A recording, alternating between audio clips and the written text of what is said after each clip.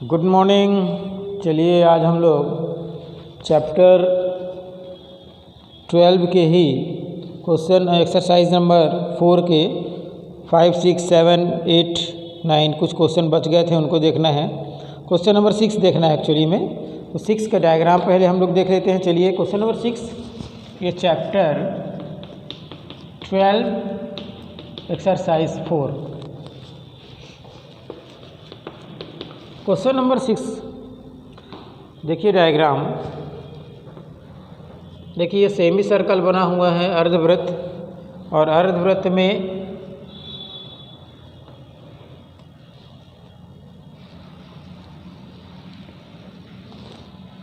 P Q इसका व्यास हो गया, ओ इसका केंद्र हो गया, आर एक पॉइंट है और ये एस, और इसमें दिया हुआ है ये 60 डिग्री, ये है 40 डिग्री। दी गई आकृति में पी क्यू अर्धवृत्त का व्यास है। पी क्यू क्या है, इसका व्यास दिया हुआ है, और यदि कोण P Q R 60 degree, P Q R ये 60 डिग्री दिया हुआ है, तथा S P R 40 degree, S P R ये 40 डिग्री दिया हुआ है, तो कोण क्यू पी आर और पी आर एस का मान ज्ञात करना है। क्यू पी आर ये कोण अपन को पता करना है कितना है, और इसके बाद पी आर एस इस कोण का मान हम लोग को पता करना है कितना है। इन दोनों कोणों का मान हम लोग को ज्ञात करना है। तो चलिए देखते हैं हम लोग। चूँकि ये व्यास है, ये अर्धवृत्त है, तो हम लोग जानते हैं कि अर्धवृत्त का कोण समकोण होता है, 90 डिग्री का होता है, यानी ये जो कोण है ये 90 डिग्री का हो जाएगा। यहाँ पे लिखेंगे चूँकि अर्धवृत्त का कोण समकोण होता है, इसलिए कोण पी आर क्यू बराबर 90 अंश। ये हमको ज्ञात हो गया, लेकिन हमको तो ये ज्ञात करना है। तो त्रिभुज पी क्यू आर में कोण क्यू पी आर प्लस कोण पी आर क्यू प्लस कोण पी क्यू आर बराबर 180 अंश। यहाँ लिख देते हैं त्रिभुज के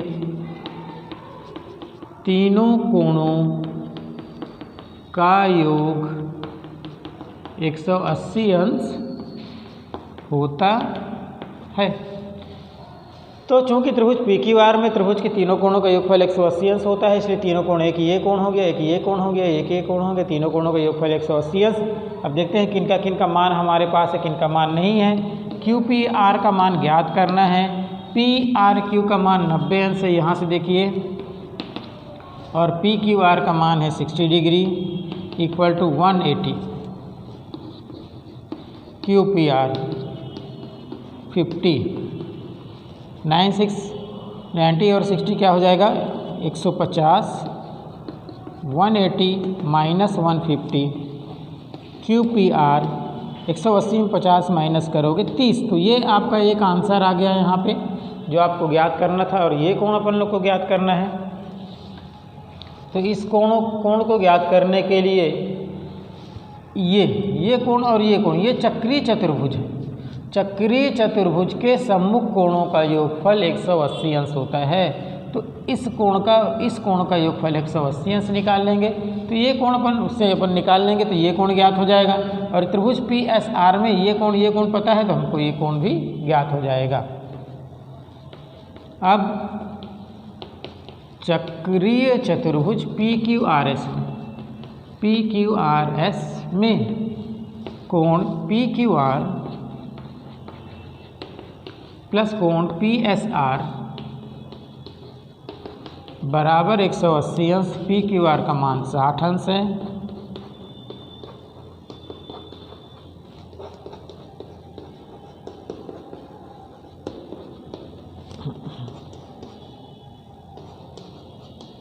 एक 180 में 60 माइनस करो तो हो जाएगा 120। तो ये आ गया 120 अंश। फिर से पुनः त्रिभुज PSR में कोणों का योग 180 अंश होगा। तो कोण PSR प्लस कोण SPR प्लस कोण जो हम लोग को ज्ञात करना है PRS बराबर 180 अंश। त्रिभुज के तीनों कोणों का योगफल 180 अंश। अब मान रख देते हैं जिनका जिनका मान हम लोग को ज्ञात है। PSR का मान हमको ज्ञात करना है। SPR का मान 40 अंश है और PRS का मान हम लोग को इसका मान हम लोग ज्ञात कर चुके हैं। PSR का मान हम लोग निकाल चुके हैं। ये PSR का मान हम लोग निकाल चुके हैं 120 अंश। तो वहाँ पे 120 डिग्री लिख लेंगे अपन।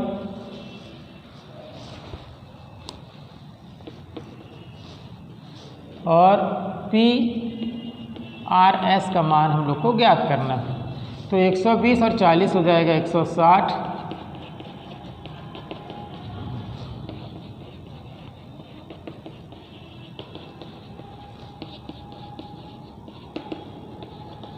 डिग्री ये आंसर आ गया। नोट कर लीजिए इसको।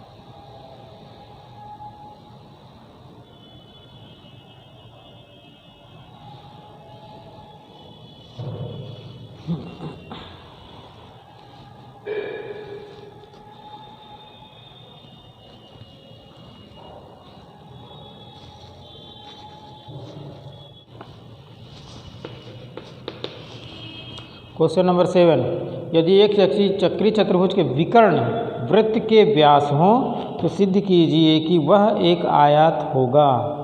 एक चक्री चतुर्भुज के विकर्ण व्यास हो, मान लीजिए कि एक वृत्त है ये। अब वृत्त में एक चक्री चतुर्भुज दिया गया है। चक्री चतुर्भुज किसे कहते हैं? जिनके चारों शीर्ष एक वृत्त पर हों, वृत्त की परिधि पर हों, और इनके ये जो विकर्ण है वो व्यास है। हमको सिद्ध करना है कि ये जो चतुर्भुज है वो एक आयत है।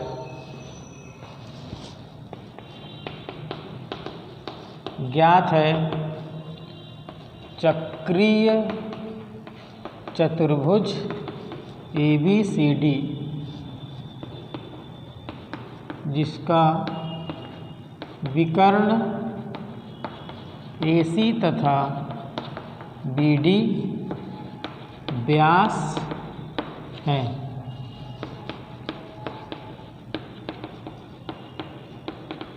सिद्ध करना है ABCD एक आयत है।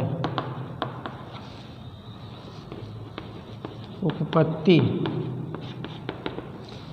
में देखिए, चूँकि AC वृत्त का व्यास है, इसलिए अर्धवृत्त ADC तथा ABC के कोण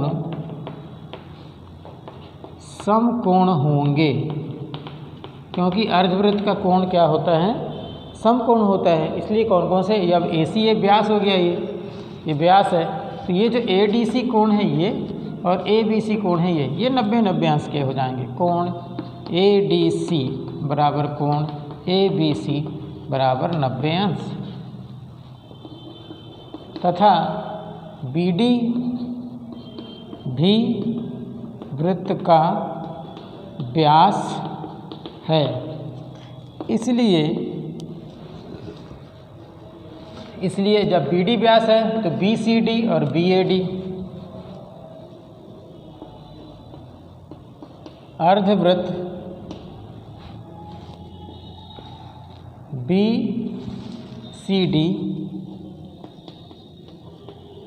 तथा BAD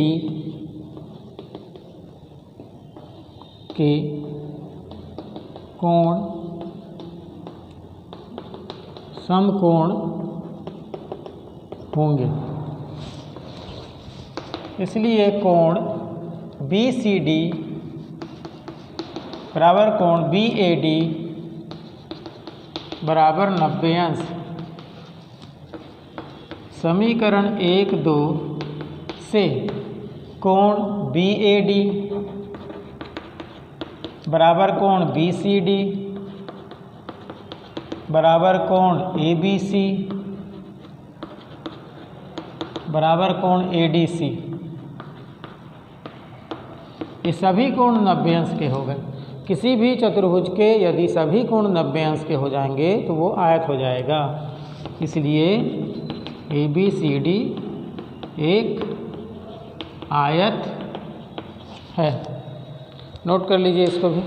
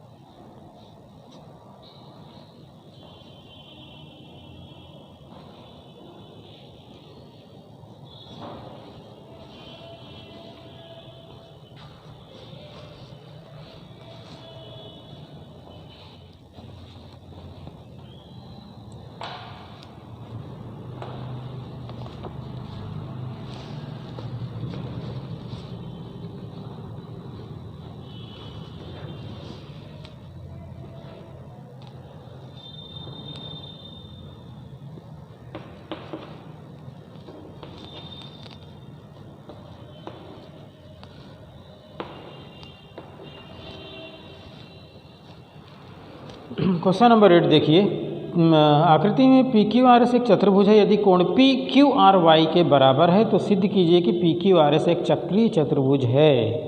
कोण पी जो है वो कोण क्यू आर वाई के बराबर है, क्यू आर वाई इसके बराबर ज्ञात है। चतुर्भुज पी क्यू आर एस में कोण P बराबर कोण क्यू आर वाई सिद्ध करना है। चतुर्भुज पी क्यू आर एस चक्रीय चतुर्भुज है।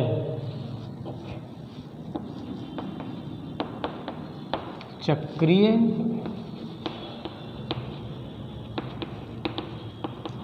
चतुर्भुज। तो देखिए उपपत्ति में कोण P बराबर कोण क्यू आर वाई इस गिवन दिया हुआ है, ज्ञात है। ये दिया हुआ है, ये ज्ञात है, हम लोग को पता है, ठीक है। तो ये कोण इस कोण के बराबर है, ये दिया हुआ है। और यहाँ पे देखिए कोण अपन इसको मान लेते हैं क्या कहते हैं, कोणों के रेखीय युग्म से। कोणों के रेखीय युग्म से, कोणों के रेखीय युग्म से क्या होगा, कोण क्यू आर एस प्लस कोण Q R Y is equal to 180 degree. Q R S और क्यू आर वाई इन दोनों का योगफल कितना हो जाएगा, 180 अंश कोणों के रेखीय युग्म से। मगर ये जो क्यू आर वाई है वो है P के बराबर, तो क्यू आर वाई की जगह में अपन क्यों क्या रख देंगे, कोण P लिख देंगे। ये कैसे आएगा, समीकरण 1 से। अब क्यू आर एस और कोण P, क्यू आर एस ये वाला कोण है और ये कोण ये है। किसी भी चतुर्भुज के सम्मुख कोणों का योगफल यदि 180 अंश होता है तो वो चक्रीय चतुर्भुज होता है, इसलिए पी क्यू आर एस एक चक्रीय चतुर्भुज है। यहाँ लिखेंगे चूंकि चतुर्भुज के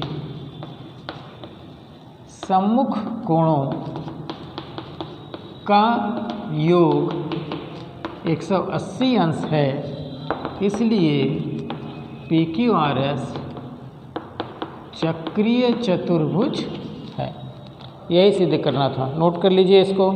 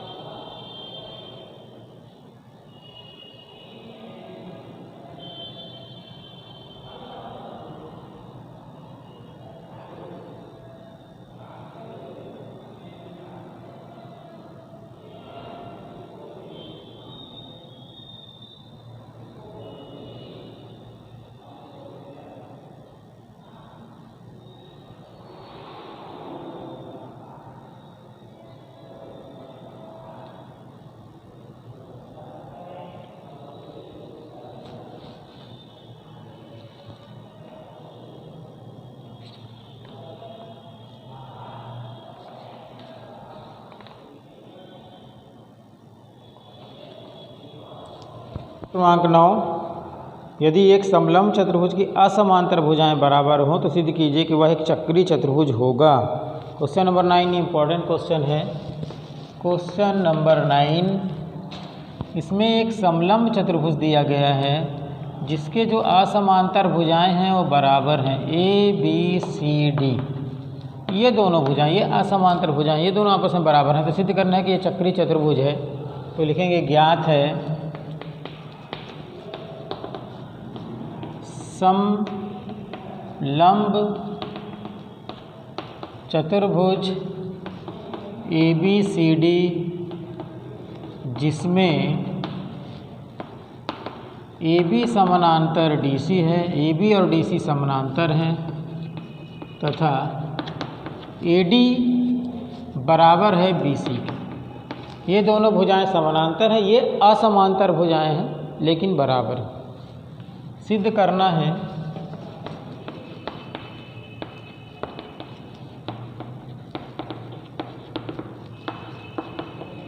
ABCD चक्रीय चतुर्भुज है। तो अपन यहाँ पे क्या करेंगे, रचना, इसमें रचना करना पड़ेगा। AD के समानांतर हम लोग BE रेखा खींचे, AD समानांतर BE खींचा। अब देखिए इसका हल यानी कि उपपत्ति। इसको कोण नंबर 1 मान लिए, ये कोण नंबर 2 हो गया, ये कोण नंबर 3 हो गया, ये कोण नंबर 4 हो गया। चतुर्भुज ABED में AB समानांतर DE, चूँकि AB समानांतर DC है, ये ज्ञात है कि AB समानांतर DC है, तो AB समानांतर DC हुआ यानी AB DE के भी समानांतर होगा तथा AD समानांतर BE रचना से तथा AD समानांतर BE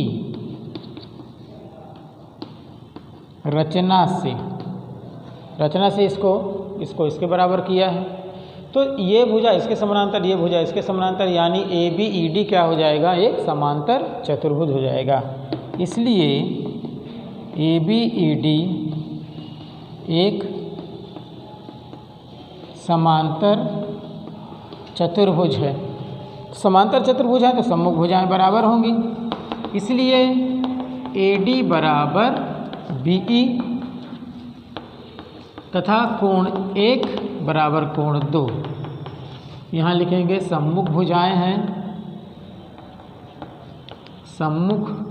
भुजाएं हैं, यहाँ लिखेंगे सम्मुख कोण है, क्योंकि समांतर चतुर्भुज के सम्मुख भुजाएं भी बराबर होती हैं, सम्मुख कोण भी बराबर होते हैं। कोण 1 बराबर कोण 2 हो गया ये। अब चूँकि AD बराबर BE है और AD बराबर BC दिया हुआ है, ज्ञात है, तो AD बराबर BE और AD बराबर BC, AD BE के भी बराबर है, AD BC के भी बराबर है। लेफ्ट हैंड साइड इक्वल है तो राइट हैंड साइड भी इक्वल हो जाएगा, इसलिए BE बराबर BC। समीकरण 1 और 3 से त्रिभुज में देखो BE और BC बराबर हो गई है। किसी भी त्रिभुज में यदि दो भुजाएं बराबर हैं तो उनके सामने के कोण भी बराबर होते हैं, इसलिए कोण 3 बराबर कोण 4, कोण 3 बराबर कोण 4। त्रिभुज BEC में बराबर भुजाओं के सम्मुख कोण है। कोण 3 बराबर कोण 4 हो गया, 3 4 के बराबर हो गया, ठीक है। अब कोणों के रेखीय युग्म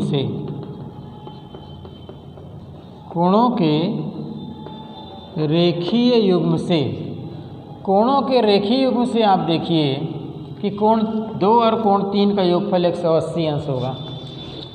कोण 2 धन कोण 3 बराबर 180 अंश, लेकिन 2 किसके बराबर है, 1 के बराबर है, या यहाँ पे हो जाएगा 1, और 3 किसके बराबर है, 4 के बराबर है, तो 3 की जगह में 4 आ गया। ये आगे समीकरण 4 और 2 से, समीकरण 2 4 से कोण एक एक्चुअली में देखा जाए तो कोण ए है, 4 देखा जाए तो कोण सी है। किसी भी चतुर्भुज के सम्मुख कोणों का योगफल यदि 180 अंश होगा तो वो चक्रीय चतुर्भुज हो जाएगा। इसलिए यहाँ पर लिखेंगे, इसलिए चतुर्भुज, चूँकि चतुर्भुज ABCD के सम्मुख कोणों का योग 180 अंश है, इसलिए ABCD चक्रीय चतुर्भुज है। नोट कर लीजिए इसको। अब इसमें एक एक्सरसाइज बचा है, उसमें स्पर्श रेखाएं दी गई हैं, उसके बारे में बताया गया है, वृत्त की स्पर्श रेखाओं के बारे में। ठीक है, तो उसका अपन कल स्टार्ट करेंगे उस एक्सरसाइज को। एक्सरसाइज नंबर 5 है, इसमें करीब 6 क्वेश्चन हैं। ठीक है, तो इसको अपन कल स्टार्ट करेंगे। और आप लोग विद्यालय का फ़ीस जो है, एग्ज़ाम फ़ीस, फाइनल एग्ज़ाम का, उस फीस को भी आप लोग जमा कर दीजिए। कल लास्ट डेट है, कल हम लोगों को ऑनलाइन आपका फ़ीस जमा करना है। ठीक है, माध्यमिक शिक्षा मंडल के साइट पे हम लोग को जा कर के जमा करना है ऑनलाइन। और यदि आप ये फ़ीस नहीं जमा कर पाओगे तो आप एग्ज़ाम कैसे देंगे आप लोग, क्योंकि तो बोर्ड का फ़ीस है, ये आपको देना ही पड़ेगा। ठीक है, ओके।